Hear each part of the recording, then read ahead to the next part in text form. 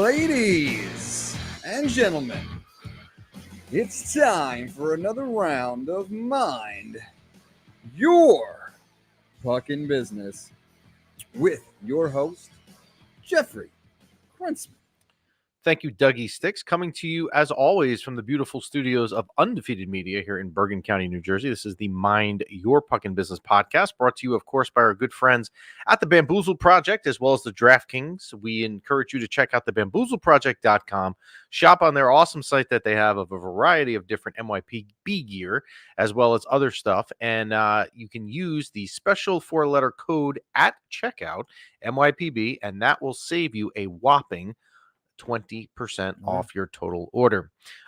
This is episode number 149 as we keep climbing and climbing. Ciento cuarenta y nueve on the Spanish style. So we thank you for tuning in. You can listen to us on Spotify as well as iTunes. You can watch the show on YouTube as well as Instagram and Facebook.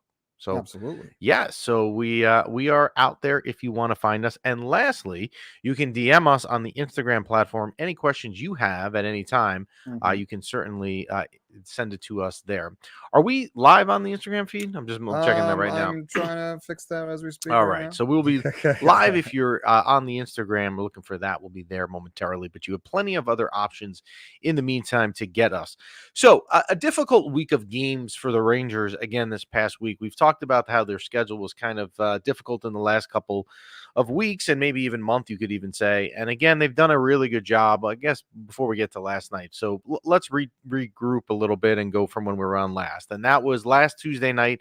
They had the Flyers at home, and it was an interesting night because the Rangers could clinch the playoffs with a win at home, and the Rangers were down 2-0, came back. It was a back-and-forth game until Adam Fox scored the game-winning goal in overtime to win it, and the Rangers went on to win that game 6-5. Now, what was a little bit strange about it, if you're a flair for the dramatic, was that you think that the Rangers clinched the playoffs when Adam Fox puts the puck in the back of the net there in overtime. But they actually had clinched it about 3 minutes earlier when the Capitals beat Detroit. So they had clinched the playoffs before they won, but it was good to see them win. And then a weird oddity in the schedule where you have not just a West Coast trip this late in the season, but just a 2-game trip. They went out to Colorado. Mm-hmm. And this game on Thursday night, if you stayed up for it, and it wasn't a late start, but it was a later start because it was 9 o'clock because you're dealing with mountain time.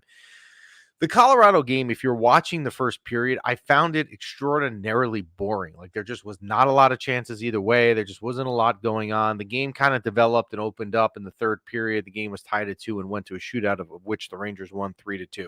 What you like in that game is Colorado is the type of team that if we take the Arizonas out of the world from Saturday, we take Pittsburgh out of the world from last night, that you're going to have to play in the playoffs. You're going to have to at some point, maybe it's not round 1, maybe it's not round 2, hopefully it's round 4, whatever it may be, you're going to have to beat teams like Colorado, and you're going to have to beat teams in the style that game was won, which was a low scoring, not a lot of opportunities, kind of waiting for the defense of either team to have a breakdown. There weren't a ton of quality shots. And I think Ranger fans also, and myself included, they get a little bit of a kick out of beating Gorgiev, the old goalie for the Rangers. If you remember, he was here a couple of years ago, and he didn't really leave New York on good terms. So whenever you can beat Gorgiev, I guess it's nice. But it was a good win. They went to Arizona on Saturday, and talk about like a weird start time, 6 o'clock on a Saturday. You can see like a 1 o'clock game. You can see a 7 o'clock game. 6 o'clock is just odd. Mm-hmm.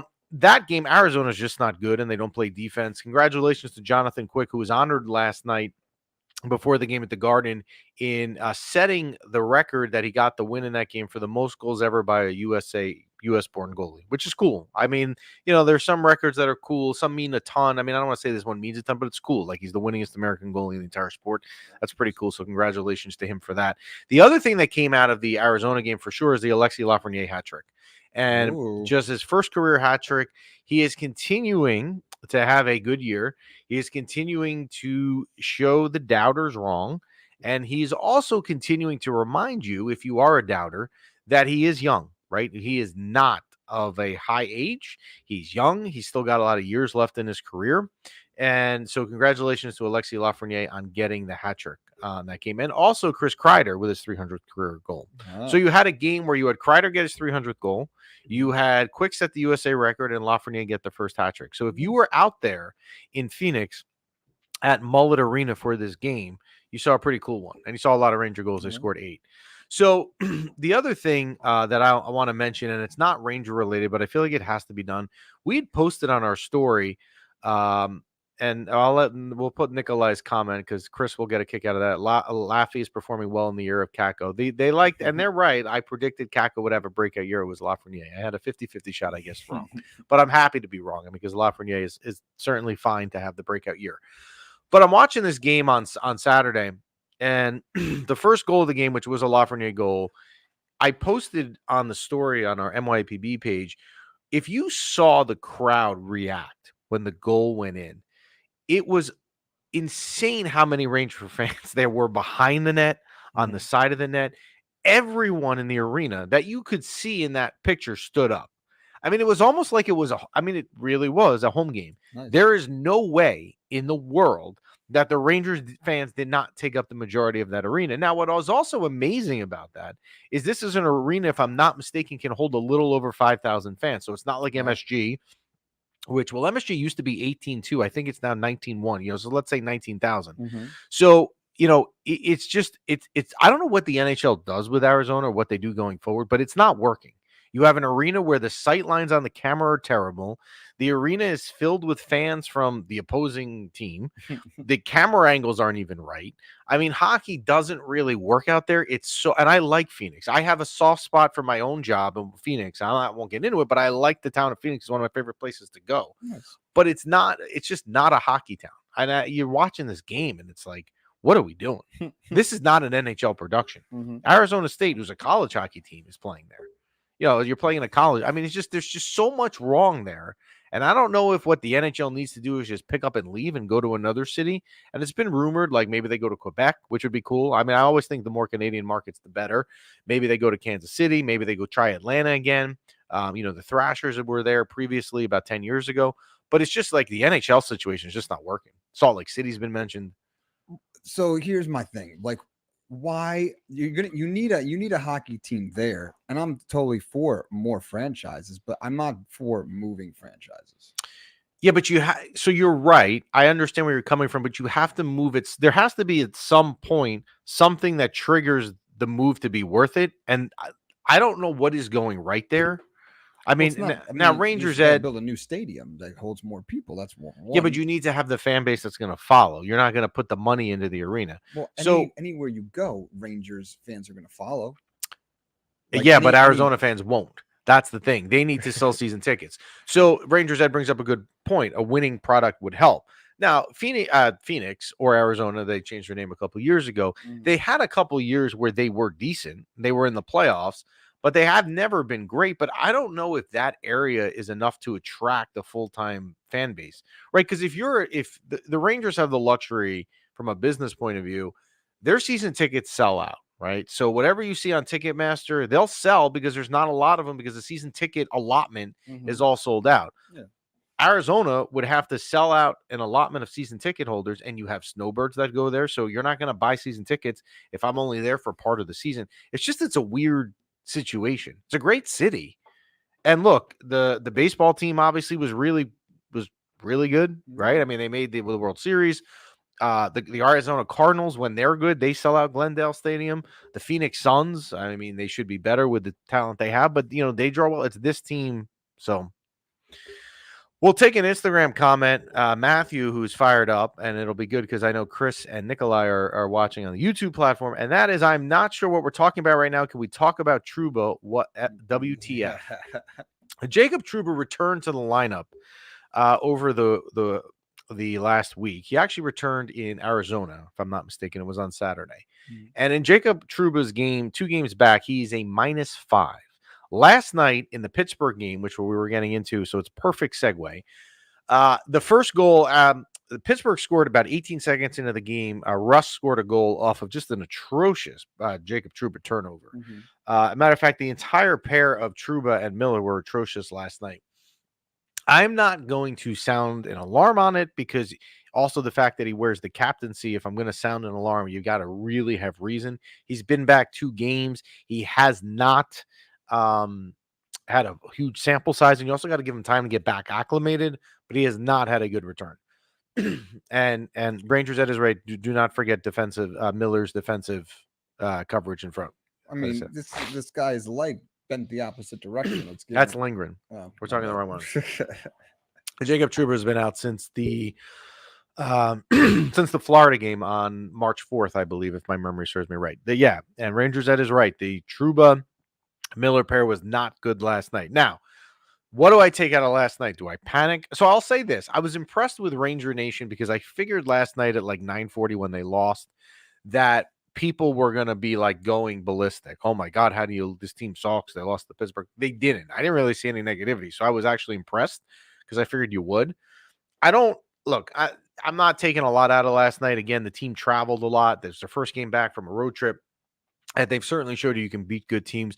Pittsburgh also is playing, and Joe Micheletti said it last night, that it's like they literally have their backs to the wall. They have no more mulligans. They've got to get it done now if they're going to get it done, and they won't get it done, but they're not officially eliminated. The Rangers didn't let up a ton last night, like defensively chances. I think Igor only had faced 17, maybe. Well, no, he had, the empty netter, maybe 20 shots. Mm-hmm. He didn't face a lot. But you would have liked to seen a better effort last night. But I would think that tomorrow night against the Devils, you'll see them kind of get back into their form.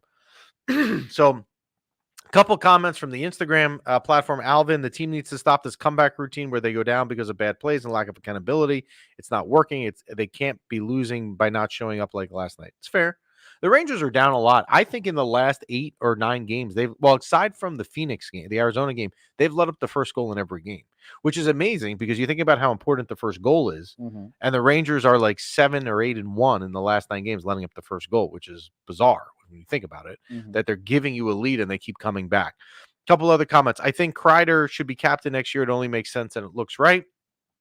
Not sure I agree with that, but that'll be a discussion for next year. And they would not, with Jacob Trouba, they would not strip him of the captaincy. The only way I think you would have anybody that would have a different uniform with the C on it would be if Trouba wasn't here. I don't see that happening. Trouba is still coming back from injury and isn't the only issue. The team needs to come together. So you're right. Not worried about last night. We needed a breakdown game like that. And Gavin, you're right on that.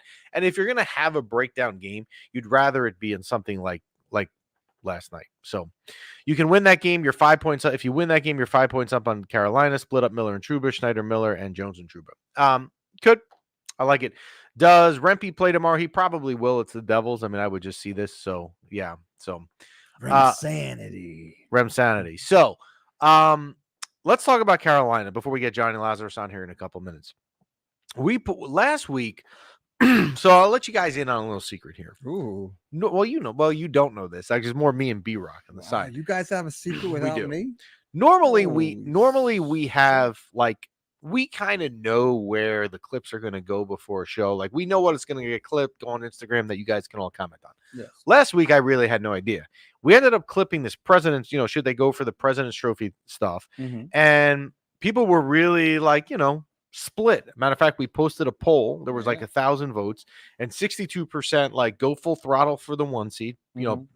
Keep Carolina in your rear view, keep the other teams in the rear view, get home ice. Mm-hmm. And then there were people that have said, "Hey, you know what? Like, I don't care. I'd rather than be healthy." Mm-hmm.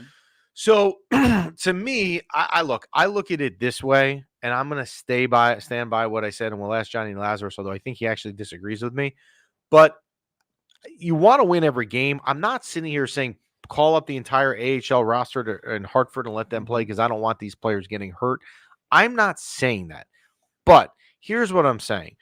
This team, again, has proven that they can win on the road. They've proven it time and time again. They've proven it in this regular season, over and over. Mm-hmm. They've proven it in past years in the playoffs. I mean, if you go back 2 years ago, Game 7 in Carolina, they had to win Game 6 on the road in Pittsburgh to even get to that Carolina series. Mm-hmm. And they won last year, and this is not the best example, but I'm going to use it. They won Game 1 and 2 at the Rock. Now, I'm not saying this to be negative. Yes, there can be a lot of Ranger fans at the Rock, but you're still playing as the road team where you don't have the first line change and all that stuff. Mm-hmm. So I'm not overly concerned about it. I'm not actively watching where Carolina is in the standings. I mean, I look at it, but I'm not like following it like I would be crazy. I'm just being honest. However, what I would like, and Chris is asking what happened game 5 and 7 last year, which is fair. But you know what? 2-2 on the road, Chris. They went 2-2 at the Rock. You had home ice. You did your job on the road.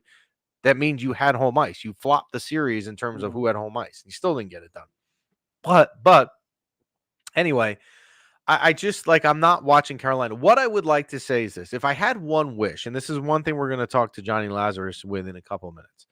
If I look at the 4 teams that you could possibly play, so let's pull up the current standings as of this morning. I should have had this up already. So if I look at it, you're really realistically looking at the Flyers, the Capitals, the Lightning, or the Red Wings, right? I'm not going to put the Islanders in there yet. They've played more games. So I'm going to say it's the Flyers, Capitals, Lightning, and Red Wings. If I looked at those 4 teams, okay, and I said, is there a team that I want to play? No. But there might be one that I don't want to play, and that is Tampa. I think, to me, if I had to pick out of those 4, I'd rather not pick one because that's usually the kiss of death. I'd rather say who's the one I don't want to play, and that's Tampa. So what needs to happen for that to not happen? Then they would. So if they win the President's Trophy, they will avoid. So because Tampa's going to be the first wild card. So whoever gets the 1 seed in the East. So really what's going to happen is Tampa's going to play whoever has less points out of the Atlantic winner and the Metro winner of the 1 seeds. I think everyone's perception of the question is just slightly different. Obviously, you want to win every game. You want to keep it at a high level. You don't want to slack off because then you get into the playoffs and you've kind of been playing at a lower level. I think the way you're asking the question is like, you don't want to sacrifice like someone's knees a little hurt. They could possibly play, but it's better off to rest that knee than to go full throttle. That's the way I look at it. If I knew that I had, and there's no way to know this, but if I knew that, hey, I can get through the next 2 weeks, not a single player will get hurt. No one will take a puck to the ankle or anything. Like I think of Ryan Callahan blocking a shot 13 years ago, right before the playoffs. Like if I knew that was going to be fine, then forget it. Go for it. But at the same time, like I don't want to play Tampa, but I also don't want to sit here and exhaust myself because I think the Rangers can beat Tampa. Like when we sit here in 2 weeks and we know who they play and we clip like our first round series prediction, whoever they play in those 4 teams, I'm picking the Rangers. Now, I'm not going to tell you that I would do that for every single matchup. Like I'm going to tell you the Rangers are going to win.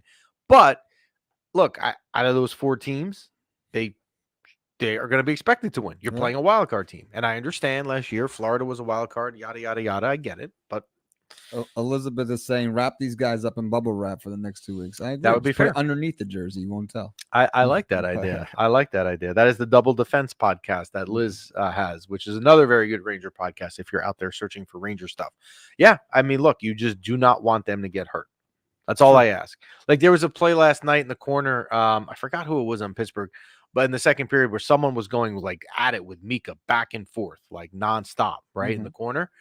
And I'm thinking to myself, like, this is all we need. Like, can we just like skate away? Can we not be doing this at all? So the Rangers do well when they are the underdog and they blank the bed when people believe in them. Yeah, that's true. I mean, look, the Rangers seem, and this is what's going to be weird about this year for Ranger fans is that the expectation is there, right? Like a lot of times with the Rangers in previous playoffs, the expectation level is there, is not there. This year, like, no, the pressure's on you. So we're going to pull in perfect timing as we have all these Instagram comments coming up. We're going to pull in Jonny Lazarus and welcome him. How you doing, Jonny?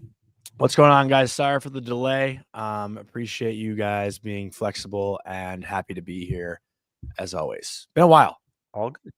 All good. It's been a while, but it's a good time of year to have you back. And we have so we're live on Instagram and we have like comments blowing up for you. So we'll pull some of them in a minute. But oh boy, any chicks? Before we get I need some dates this week. You know what? That I can't tell. I look at it. We got to find a way, technology-wise, here to get the Instagram comments on the screen we have in the studio. I have to go the Instagram comments over my computer. So I look. I need you as a wingman, Jeff. My dating life slowed down a bit. I'm sorry. I'm sorry. I'll see what I can do, Jonny. We'll see what we can do for you, bud. Just remember, but the commission is I want an invite to the wedding. if Done. it works out. Done. I got your holiday card on my fridge, so you'll get Good. the There invite. you go. You'll get the Good. invite. Yeah. All right, thank you. Perfect. So save the dates. We'll be checking the mail. Mhm. All right, before we get into the playoff talk and getting into that, because I have a lot for you there, just talk to me about where this regular season that they've had, just in a nutshell. Obviously, we know it's been good, but I want your opinion on their regular season. I mean, are we comparing it to other seasons or just, kind of separate? Just in one? general. Just Yeah. I just wanted to hear what you think of the regular season that they've had, because it's going to be all forgotten in a couple weeks, and we'll never really care anymore because it's going to matter with the playoffs. Tell me about the regular season. Well, okay. So in thinking about like previous years, I don't want to say it's had like the magic of 21-22. It didn't have the hype of last year, but it has that like consistency and confidence of something that, I can't really remember, dating back to not the President's Trophy year, because, going into that season, I think there was a lot of, this is the time, this is, our year to do it. And while we think that right now, that wasn't necessarily the confidence level going in. It was a lot of, the Devils are going to take that next step. They have, every sexy pick to win the division. Carolina's still really good. The Metro division is going to be very difficult. And this year, the Metro has been probably the biggest disappointment of all four divisions when you really think about it. But the Rangers specifically, I mean, it's been a lot of, I think I came on here before the season started. I said it's going to be a trial and error season. It's a new coaching staff, new systems to learn, guys taking big leaps like Lafreniere and Kakko finally being slotted in the top 6. One has taken off. One has, now found his footing in a different role. And I think they've been figuring it out as we go. And that said, there's been a lot of guys who have had to step up that have been called up from the AHL. It's been somewhat of a next man up mentality in all different positions. When Adam Fox goes down, Gustafsson steps up for a little bit there. Igor goes down, isn't playing his best. Jonathan Quick steps up and, changes the direction of this team. Like if Quick doesn't play the way he plays, God knows where this team could have gone. I think it's been a really encouraging, positive, a little hiccups here and there, but like you can't really say anything bad about the season. I mean, we're in first place in the league on April 2nd, Yeah, who would have thought? And I do see some questions coming. Nikolai, I see your non-Ranger question for Johnny. I'll get it to him after we do our Ranger stuff. So is it worth them really going full throttle for the President's Trophy? I think you and I have a different opinion on this. We posted a poll. 62% said yes, go for it. I'm in the minority. Like I'm not saying go out and lose games, but I'm not going to go crazy if they win it or not. Is it a big deal to you? Well, the trophy itself doesn't fucking. I don't know if I can curse here. Sorry about that. Fine. The trophy itself doesn't matter, but you want to go out and win every hockey game, right? Like, do you want the Rangers to lose? What do they have? 9 games left? 8 games left? Something like that. Yeah. You want them to lose? You want them to lose 4 of them? No, you don't want them to lose games going into the playoffs. You want them to feel as confident as possible. I want them to win 8 games in a row to finish the year, so they go into game 1 feeling as confident as ever. And I think that's something right now. We're looking at teams around the league like. A month ago, Florida was the unanimous number 1 team in the NHL. They've lost like 7 out of their last 9 games. They're not looking that hot going into the playoffs right now. When a month ago they were, this sexy team to beat. No one's going to be able to beat the Florida Panthers in the playoffs. You know what I mean? So I think if you're asking me about the trophy itself, I don't care, but I want the Rangers to go out and win the game every single night, just like any other fan would. Do I want them to lose a game here and there to have a better first round matchup? Like anyone who thinks that, you're just asking for trouble. So I'm in the campaign of go out and win every game. If that gets you the President's Trophy, so be it. Okay. Last year in the playoffs, one of the big stories was that Mika and Bread kind of disappeared. Breadman is having a year that is, even as much credit as he's getting, he's still not getting enough credit because it's absolutely ridiculous what he's doing. Do you think that the two of them will show up in 2 weeks when the first round of the playoffs starts this year? It does depend on who they play against for sure. Like if they play the Red Wings, I don't see anyone on the Red Wings slowing them down. Like let's say the Red Wings get that second wild card spot. Like who are you really afraid of on their back end? Like Mo Seider obviously is, a very good player, but are the Red Wings really going to shut down Zibanejad and Panarin? I don't see it happening. If they play Tampa in the first round, different story. But I think, what these two guys have gone through, obviously Mika's year at 5-on-5, everyone's talked about it. It's old news at this point, but he's still, and the Rangers even as a whole, like we've seen it a lot lately. They tend to live and die by the power play sometimes.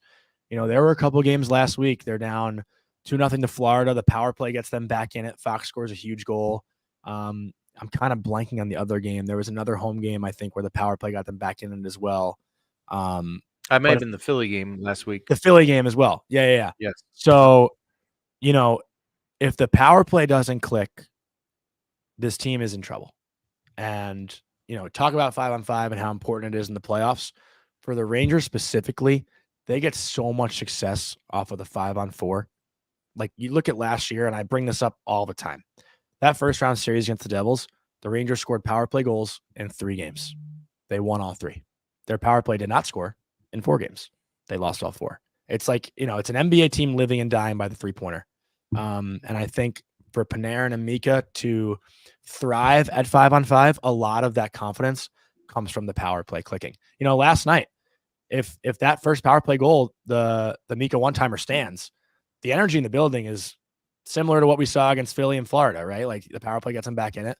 Kreider's goal gets called off and the game just goes in a different direction. But, we've seen it time and time again over the last 3 years, just how important this power play really is, for this team to feel good and feel confident. Go ahead. You want to say good? Well, Laugh was your 5-on-5 leading scorer last year. Yeah, he was. Right. Yeah. And he's even having a better year this year. That's a good look at you with the stats over there coming in. Yeah. All right. So I don't think I hate stats. Yes, there he is. All right. So I feel like it's a kiss of death to ask someone who they'd rather play in the first round. So I'm not going to do that to you. But when you look at it, the standings as it is this morning, and I have it up, I mean, it's really realistically most likely going to be the Red Wings, the Lightning, the Caps, or the Flyers in round 1. I don't want to ask you who you'd rather play, but I'm going to ask you it a different way, and I think you kind of answered it already. Is there a team of the 4 you wouldn't want to play? Who would you least like to play in the first round out of those 4 teams? Anyone who doesn't say Tampa, I think. Like, what game are you watching? I feel like that's the obvious choice, right? But I want to give you, I want to play Detroit for multiple reasons. Not just because I think it's the best matchup, which I do think it is. Like, the Capitals could give you trouble. The Rangers have struggled with Washington like all year. Philly, I'm not too nervous about them, but this, Fedotov or Fedotov, however you say it, like he's a big goalie, and we've seen goalies come in and just shut the Rangers down before. And obviously Tampa, don't have to make the points there. We all know who they are. But with Detroit, they've been so inconsistent this year. They had a really hot start offensively, a little bit of a skid a month ago. I think they lost like 6 in a row or 7 in a row. But I think having Detroit back in the playoffs for the first time in a long time, an original 6 matchup, somewhat of a Patty Kane revenge storyline, I think is cool too. There's so many like outside dramatics that go into that series where in the other 3, I don't see as many of those storylines. Like, yes, like you can make, the Ranger Flyer rivalry, Laviolette versus Tortorella matchup interesting. The Ranger Capitals playoff series, we've seen those a ton, and maybe a revenge story against Tampa. But I think this like whole Rangers Red Wings, as far as like an NHL fan perspective around the entire league, I think is pretty unique. And I've been saying it on the Blue Crew, like, nothing would be like, for the fan in me, like the Ranger fan in me would obviously hate this, but the fan in me, like nothing would be sicker if you take your Ranger hat off than like Patty Kane scoring an overtime goal in MSG in the playoffs. Like that'd be sick. That would be the script, and it would be like, typical Rangers, right? Where like Patty Kane, that's who we traded for last year, is now doing it a year later against us. And he's playing so well. Like, you hate to say it, but like if you can appreciate hockey, that'd be sick. Yeah. But we'll hopefully you keep your Ranger head on and it doesn't happen. Yeah. Why don't you pull up Chris's comment? Question for you. Doesn't 5-on-5 defense matter also because no one talks about how many goals are scored against the Panarin, Lafreniere, Trocheck line? I'll leave that for you. Yeah, obviously it matters, but I think, sometimes the offensive output is worth the defensive risk, right? Like, are you gonna break those three up because of the goals they allow? No. Like I think they've scored or tied for the most goals at 5-5 as a line in the NHL. So sometimes, the reward is higher than the risk, but like anyone who's sitting here and saying, "Oh, Trocheck, Lafreniere, and Panarin are defensive liability. We got to separate them in the playoffs." What other line are you going to get offense from then? Like, you know what I mean? Like, if those three are shut down in the playoffs, this team's in trouble. At this point of the year, they've played to get. They haven't been broken up once. So at this point of the year, what other combinations are you trying out? Now's not the time to do that. If you were going to do that, do it a month or two ago. So I think at this point, you kind of, what's the phrase? Like, chew what you bit off or something. Like, what's that? Don't bite off more than you can chew. Yeah, like you just gotta deal with it at this point with those three. So yeah, I think, while their defensive game isn't perfect, the offense I think is worth it. That's why I brought it up before with Laf being the leading scorer last year. Shouldn't that be more of a Mika or Panarin stat? Shouldn't they be like those are supposed to be your main scorers, right? Yeah. But this year the main scoring has been from that Panarin line and Trocheck. Yeah. But yeah, no, you're right. All right, another question for you, Johnny. Let's say, let's pretend this doesn't happen. Let's say that in the playoffs they don't win the Stanley Cup. All right. Would they have a very good chance of duplicating this again next year? Obviously, we don't know the offseason moves, but is this like, not that this would be their last chance, because it's definitely not, but do you think next year we would look at this and say, hey, you know what? They could do the same thing in the regular season they just did this year. They're going to be able to do it again? Or is this kind of like they're playing out of their mind? And what do you think? No, I actually, I'm going to stick to what I said in the beginning of the year. Like, I thought this year was somewhat of a build up for a all-in push next year.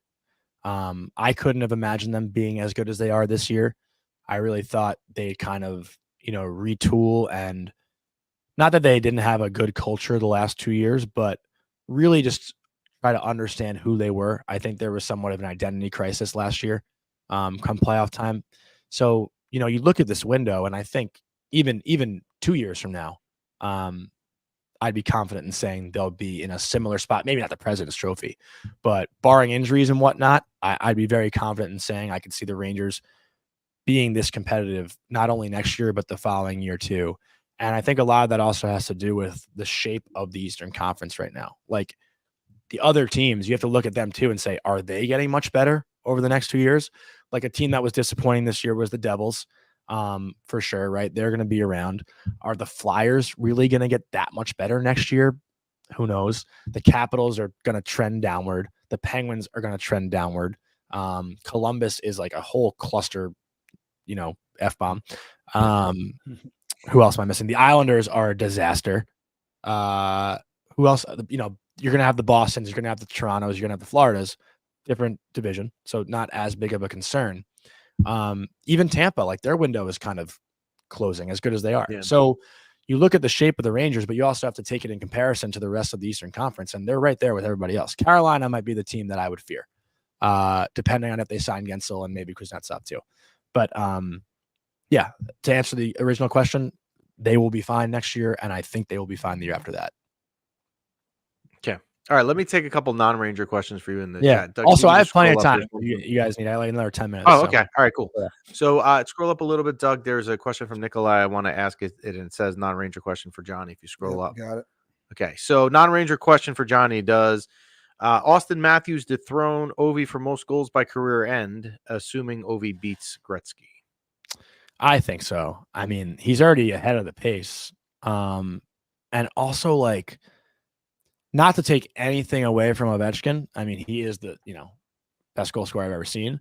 But Matthews scores goals in so many more different ways. Like, when was the last time you saw Alexander Ovechkin have 5 deflection goals? Like, it doesn't really happen.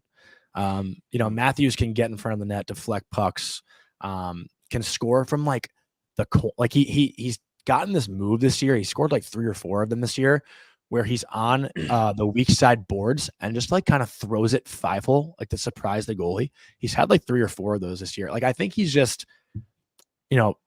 for I guess the way the kids put it, adding more to his bag, finding new ways to score, where Ovechkin has, he's had the most powerful one-timer and best shot in the NHL for over a decade, and that's how he scored his goals. But Matthews continues to find new ways to do it. And I think that's why I could just see him surpassing Ovechkin one day. And Ovechkin will definitely pass 99. There's no doubt in my mind. He'll play till he's 55 if he has to. There's no way he's retiring without that record. Yeah, I would agree on that. A couple people in the Instagram chat, everyone's been talking about Zach Jones, how incredible he has been. Has he been good enough that you think he's definitely on the playoff roster in a few weeks? I mean, I think so. Again, I think a lot of it is also matchup based. If they're playing Florida, you might want a more physical defenseman back there. Not that like Gustafsson is more physical than he is, but that could be a spot for like Ruedel to step in. It's just, Jonesy has all the skill in the world. His hockey IQ is through the roof. He's very, very smart, very shifty. It's just that, that physical factor, he still has a lot of room to grow in. But I'm very confident with him back there. He's been playing so well defensively. And right now, if you ask me, it's very hard to take him out of the lineup to throw Gus back in. So, not going to give a long-winded one on that one. That's just how I feel. And I think until he plays himself out of the lineup, he deserves to stay in. Are you concerned with Trouba at all? I mean, obviously, he's very short sample size since he's been back, -5 so far. Terrible turnover on the first goal last night. Any concern, or is this just more getting back acclimated to game speed because he's been out? Yeah, I mean, listen, like I know everyone was attacking him and Miller last night, and Jacob Trouba at fully healthy at 100% is still somewhat like of a step behind. So obviously, when he's coming back from injury, the timing is going to be off. The footing is going to be off. Everything's going to be a little bit off. And, this is another one of those things where you have to take everything into account. Like, still, I think, led the NHL in block shots, like, for a majority of the season. Like, there's so many little things he does. Yes, there's going to be a lot of times where he makes mistakes. But there's also no one really who puts their body on the line in the NHL more than him. These couple games, these last 2 games are, obviously a time where people are going to be critical because he's coming back from injury and the Rangers were playing well defensively. And, he steps in and, that first pass last night, I mean, he was going to Trocheck who wasn't even open. I was like looking at that, like just go up the wall. But again, like, here's the thing though. I think to make it not really about Trouba, but more about like Fox, I thought Fox stepped up and played so well in his absence that Lindgren and Fox should have more consideration to be that shutdown pair. I know Trouba and Miller have been that this year, but I was really impressed with the play of Fox and how he stepped up physically in Trouba's absence. So I don't know. I mean, I don't make those decisions. I'm not so concerned about Trouba. I know everyone he's the easy target to go at on the blue line, but give it 8 more games. Let's see where he's at. Come playoff time, he's a physical presence, and you're going to need him. You're definitely going to need him. Yeah, I mean, physicality can never be stated enough, the importance in the playoffs, especially if you're going to try and go for 16 wins, because that is a grind over a 2-month period. Before we let you go, I'm going to ask you a hockey question, but not NHL. I know you are a college hockey guy, in particular Hockey East. So very exciting time if you're a Hockey East fan. As 2 teams advance over the weekend. Just as a reminder, I went to BU. I know you're a UMass. You played at UMass, right? Right? You played freshman and sophomore year. Yeah. Yeah. It works. It works. There you go. Well, I didn't graduate from there. Yeah, but I think you should still use it, as your dating advantage, right? I mean, if we're going to talk about up in the dating life, I mean, hey, that helps, right? Oh yeah. So I went to BU. My brother went to BC. Which one of us? Well, I would think I know the answer, but which one of us do you think has the better chance? Not that we will be in St. Paul next weekend.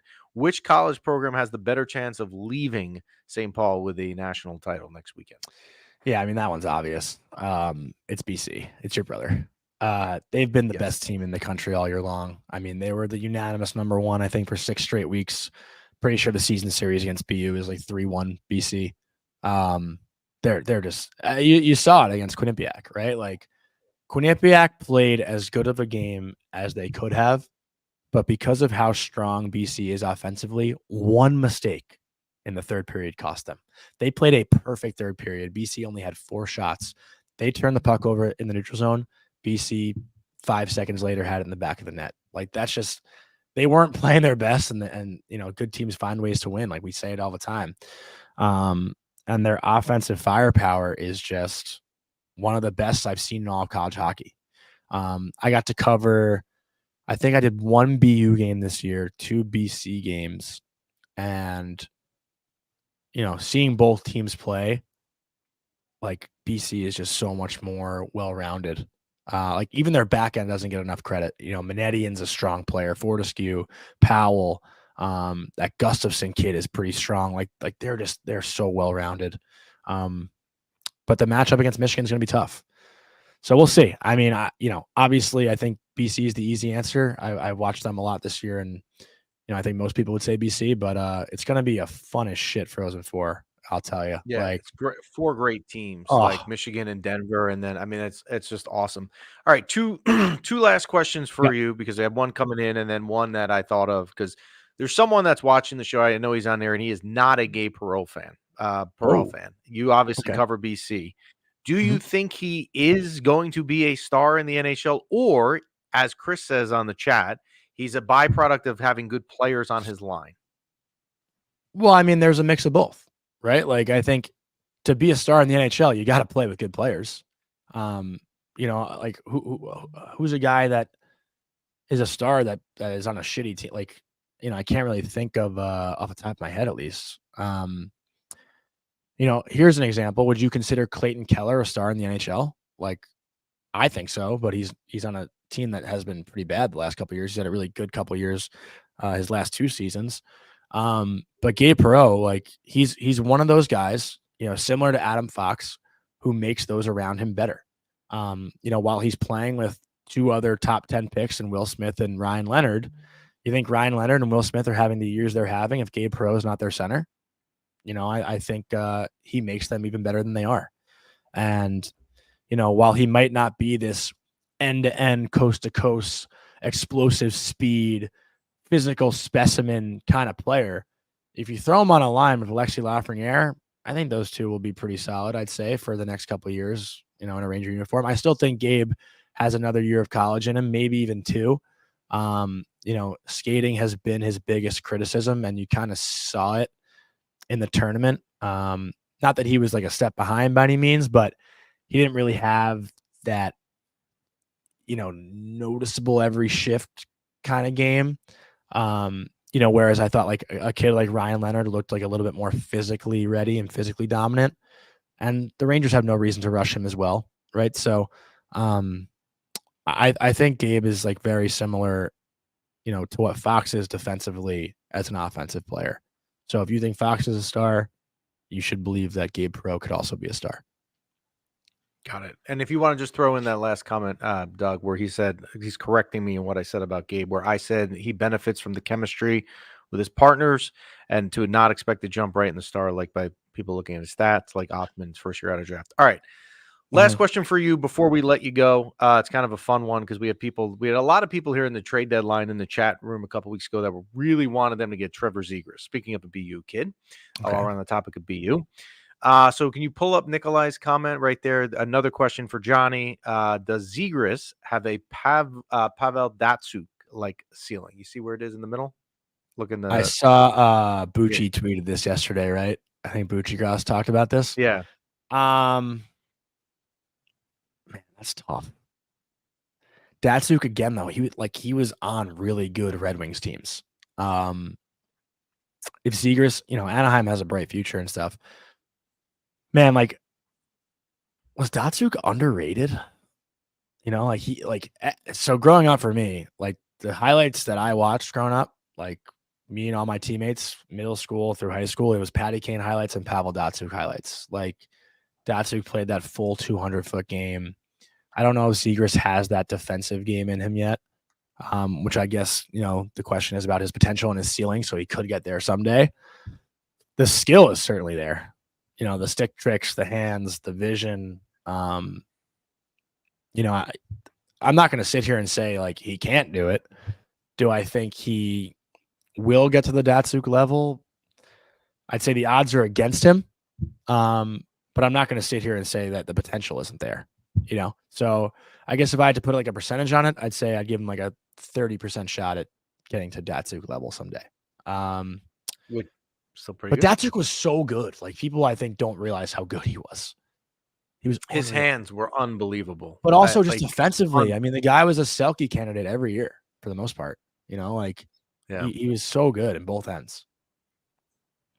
He was. So thank you as always for coming, Jonny. That is Jonny Lazarus. I don't even know anymore like where to plug you. Like, do I say Blue Crew Pod? Like, there's a million things I could say. So I just say your name. That's fine. Maybe we'll get your Tinder profile next no time. Tinder We'll put for it me. across the screen if Tinder. the dating stuff isn't better. But remember the deal. I want an invite to the wedding if it works out. Thank you, guys. Appreciate it. We'll have you back. And, we'll have you back in a couple of weeks for sure. Everyone will love to have you back for the playoffs. So thanks as always, my man. Yep. Thanks, guys. Have a good one. That is Jonny Lazarus. Yeah, buddy. Good stuff as always. Absolutely. What I like there's a lot I like about Jonny, but why I like when he comes on is sometimes you can have, and I'm not singling anyone, I don't even have anyone in mind. I'm not just Ranger related. It's just in general that like sometimes you can ask people who cover a team or they're fans of a team and they won't be critical. Which is kind of frustrating because there is a critical aspect to what of sports, right? Players. So you have to call them out on it. Jonny will tell you like it is and doesn't think like, doesn't hesitate, which I like. I appreciate that, Jonny Lazarus. Nice. And I would agree with Jonny that if there was a team, and it's probably going to be what gets clipped here, when you look at the four potential teams, the Flyers, the Capitals, Detroit, and Tampa, if there's one team that you probably don't want to see in the first round, it's Tampa. But with the Rangers' luck, who do you think they're going to get the first round? It's going to be Tampa, baby. It's going to be Tampa. So if I were you, I would start preparing for a series with Tampa. Somehow, some way, it'll happen. Usually, that's what ends up happening with the Rangers. That is it for us today. Any questions, Nikolai? I'm not going to pull the comment up, but I got you. I see it. Any other thing from you, sir? I'm super excited to play. We're 2 weeks away. We are 2 weeks away. So the Ranger regular season, it's weird. We need to talk programming notes here at Undefeated Media. Oh, yeah? Because, so the Ranger regular season ends on a Monday, the 15th, they play Ottawa. The regular season doesn't end for other teams to the 18th. So there's a pretty good chance that on that Monday night, you won't know. The Ranger season will be over, but you don't know who you're playing yet, which also kind of makes, well, it could be close with like the teams down below who you end up playing, like who's in the wildcard race. So it would make it strange for us to be on to do a playoff preview and not know the opponent if that's the case. So we may that week shift to Wednesday or Thursday. We'll play it by ear. We'll keep you posted. Go to your favorite lunch spot. Yes. And my favorite lunch spot down the corner, which is closed on Tuesdays, which is why you say that. Yes. If you remember, the owner of my favorite lunch spot came on our show before we went on. I'm not saying yes or no. I'm just saying that he came on before round 1 versus Pittsburgh. I will ask Chris from TS Ma to bring us some luscious delights. Now we have a couple of Parkwood Deli. The deli guy said to me, because I did a collab with him a couple weeks or maybe a month ago, that he was going to bring stuff to the studio for playoffs for food. We'll see. I don't know if he wants to cater for the amount of people that work in this building, but I mean, he can. That'd be a large catering order. And then the guys at Talercio's had said the similar thing when I was down there in February. So if you want to get fed, like if the object is for you to get fed here in the studio, we can probably make a couple phone calls. 100%. Not difficult. No, but if Chris wants to step up to the plate's the question. Well, Chris, I would say, look, if we could get Chris to bring his restaurant's food here, just not on a Tuesday, that's our problem. Yeah. Like I think next year it's a delicacy. We have to, you know what I mean? The stars have to align for it to happen. I think next year what we need to do when we do like in the summer when we like gear up for the new season and the NFL. Like, we need to at least have the conversation. Are we staying a Tuesday show or are we shifting to Wednesday? Wow. Because we don't have TS Mock. Wow. It's I that would- big of a. Well, Wow. I don't know if You're it's already enough. contemplating switching the day. How about in the comments section right now? You guys let us know what day of the week you like the best. Yeah, I would say this. I think we will stick with Tuesday, but Yeah. the food is pretty good that I think it's fair that Have it a gets a conversation. conversation, Yeah. right? It's the I'm not sure it's gonna number win. one Chinese food in New Jersey. I actually think Probably the universe. it might be because it's a different level Chinese food. Yeah. The best ingredients. It's healthy. They cut out all the junk. Like normally when I eat Chicken like parm. anything. Mark writes on the Instagram chicken parm. We can't get Yeah. chicken parm from that place, but Normally when I eat anything, like you feel tired and like full and like comatose. Like you feel energized, good. like Yeah. you're ready to go play a hockey Yeah. game. Yeah, you feel good. We thank the Bamboozle Project for their sponsorship as always. You can check them out at thebamboozleproject.com. Use promo code MYPB. Save yourself 20% on your total order. We thank DraftKings as well. The Rangers schedule this week, they will be at home versus the Devils tomorrow. They go to Detroit on Friday, and they are home versus Montreal on Sunday. And then they will wrap up the last couple games next weekend, week going away. Is Brian just completely out of the playoffs? The this B-Rock, year? the Devils are done. There's no chance. Let's look at it. The Devils are at 76 points. The wild card person right now has 82. They'd have to make up 6 points, and they have a game at hand. If the Devils so the Devils, the only way they could make it, they'd have to go 8-0 in their last game. That would be 16 points. That would get them to 92 points. They're not out of it, but I would say 5% chance, maybe. 5% chance. If I was a Devil fan, someone said this to me. It was a Devil fan a couple weeks ago. That what frustrates him the most, and he's right, is there are so many games the Devils played teams that they should have won this year and lost, like San Jose at home, Ottawa last week.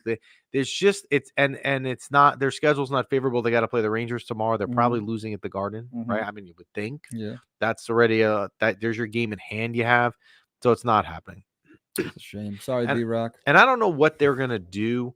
I would assume they do not give Travis Green the full-time coaching gig. I would think they go elsewhere for that. But so you think it is a big coaching situation? No, isn't it more of a no. goalie situation? It's a lot of things. It's their goalie that was never good. Dougie Hamilton injury hurt them. Dougie Hamilton is so good on the power play, and he's dynamic. I mean, he's a dynamic offensive defenseman that when you take him out of the lineup for as long as you did, I mean, it's going to hurt, right? It's like if you took, I don't want to say you took Panarin out of the lineup, but if you took Adam Fox out of the lineup, which was part of the season, like power play is different and all that. And they have 2 versus Toronto, so they've got to play Toronto twice, and they've got to play the Rangers. It's not happening. All right. The Islanders probably not happening either, even though the Islanders won last night. And if you watch this Islander game last night, you should go watch the clip of this. So the Islanders and Flyers played a huge game last night with like playoff implications. The Flyers, Morgan Frost tied it with 10 seconds left. And then the Islanders won it on 3-3 in overtime off of I think the puck actually went off of Morgan Frost's skate and lost possession of it. John Tortorella in the post game is amazing. Just like he just unleashes hell on his team. Jeez. I mean, this guy just doesn't care. So and Chris brings up a good point. 2 rookie D-men playing higher than they would if Hamilton was there. Yeah. I mean, it's not all coaching, but I've got to believe if I'm Tom Fitzgerald and I was a year ago that good, and I have a lot of those players back, and Jake Allen's been good, right? Like Travis Green is not the coach I want coaching my team. All right. There's got to be better options out there. Who that is, I'd have to think about it. Get the Gerard Gallant pump. Gerard Gallant wouldn't be a terrible fit there. You know that? Yeah. He actually, my thing with Gerard Gallant, like he doesn't like to play kids, but you're going to play Jack Hughes, right? I mean, it's not like you're not. Oh, no. We're not playing. No, he's too young. No. Gerard Gallant, you know what? We'll talk about this in the summer, I'm sure. He wouldn't, off the top of my head, he's not a bad fit because he also always gives you the bump that we talk about where the teams are always good in the first 2 years with him, always. And you know what? And Lindy Ruff was like is a regimented coach, and Gerard Gallant is not. Like, I don't know. But Chris says they aren't built for his style. We'd have to think about that. I don't know. Like, you wouldn't do Bruce Boudreau. I'd have to think about who else is out there. Dan Blysma doesn't excite me. I don't know. You'd have to also see who's getting fired this year. There'd be a lot you'd look at, but I don't know. But then I wouldn't be. I like Gerard Gallant. I always like Gerard Gallant, even though he's not here. But the second he goes coaches the Devils, I would not be a fan. That's it for us today. We thank you guys for listening. We will talk to you next week.